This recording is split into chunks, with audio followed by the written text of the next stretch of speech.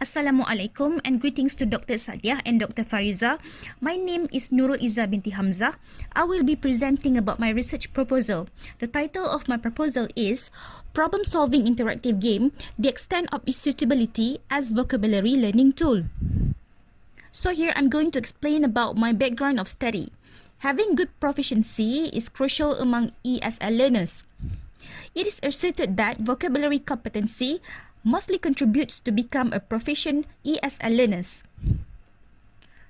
Spoon-feeding traditional method for vocabulary teaching seem to be ineffective. Moreover, many teachers are not very confident with the current best practices in vocabulary teaching. The other initiative has taken over the traditional method for the vocabulary learning to effectively perform as learning tool, which is by using game. This method has been chosen because the contributions of video games as learning aided tool has been acknowledged over the past few decades. As stated by Gerber, game is also meant to develop good critical thinking skills. So, this study would like to see how game can be an effective learning tool. When it comes to vocabulary, it must be related with text. Here, this study focuses on how the text presentation in this game can motivate players to sustain the vocabulary learning activity. Statement of problem. Many past studies have worked on the effectiveness of game as vocabulary acquisitions and learning tool. The first one is to see how through instruction in the game can pique the curiosity of participants and subsequently enhance their vocabulary acquisitions. Based on the findings, it's not really successful in helping the players to get familiarized with the unknown words. Since it is an independent playing game, it somehow demotivates the players, especially when they do not have prior knowledge of the word's meaning. The objective for the second part study is to explore how a computer game can be adapted as a learning tool to sustain adult vocabulary learning independently. Sim 3 is a strategic life simulation video game and does not require any problem-solving skills. This study examined how Sim 3 as a tool that good for learning environment in the game could sustain independent learning. Even this game uses strategic life simulation video game, not a problem-solving based game. Does the level of motivation differ? The third one is to examine how non-academic computer video games used in computer labs or monitored learners remotely while they play at home. This study focuses on the game design itself, how it can help in user engagement for vocabulary learning retention. The last one is to examine the effectiveness of online games, which is a SAT vocabulary-based game for vocabulary learning. It focuses on effectiveness of this game toward vocabulary learning, spelling, and pronunciations achievement. This is an academic game. So here, is the level of effectiveness of academic game different from non-academic one? Most of the past studies here are focusing on vocabulary acquisitions and learning through independent playing.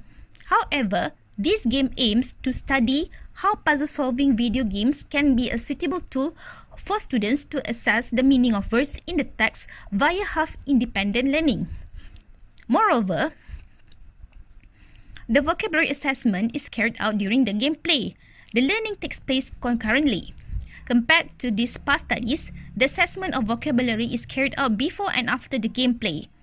Only the vocabulary learning takes place during the gameplay. The purpose of this half-independent learning is to make sure the players go every part of this game. Students will be interacting with the teachers, and the teacher will guide the students and help during their gameplay. In addition, this game is considered as guided teaching tool too.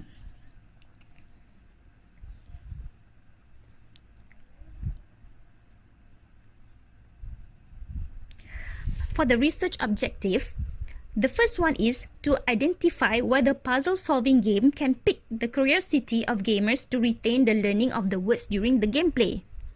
The second one, to investigate whether puzzle-solving game can be a suitable tool for the gamers to reach the meaning of the unfamiliar and unfamiliar words in the text during the gameplay. For the research questions, the first one is, how do the research participants react to the clues or hints as presented in the game that they encounter during the gameplay?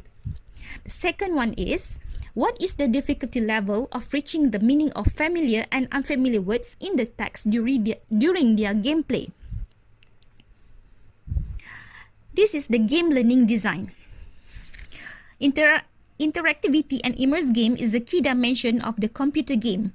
In order to create constructive learning environment, teacher will participate in this game only to monitor the learning activity and guide the players. This game design also integrates the pedagogical learning, which utilizes pedagogical framework as the reference. This framework consists of pedagogical elements to be used as guideline for teacher in vocabulary learning. It also can help teacher to navigate the learning activity effectively. The last part of this game learning design is word meaning comprehensions. Student will be measured whether they can comprehend the meaning of the words that they encounter during the gameplay. The next one is guidelines for vocabulary learnings. This is the pedagogical framework which I mentioned earlier. This pedagogical framework, also known as guideline for vocabulary learning. The first one is word connection. Word connection involves relating vocabulary words to other words and images to enable the players perceive clearly the meaning of the words. Second is significance. Significance refers to making user-friendly definitions available to students. If students are not familiar with the words, teacher may use other synonyms words to express the lexical meaning. The third one is context clue. The term context clues refers to the provisions of text around a word that help students decipher the word's meaning. Here, students try to connect the words before and after the selected word to contextually guess the correct meaning.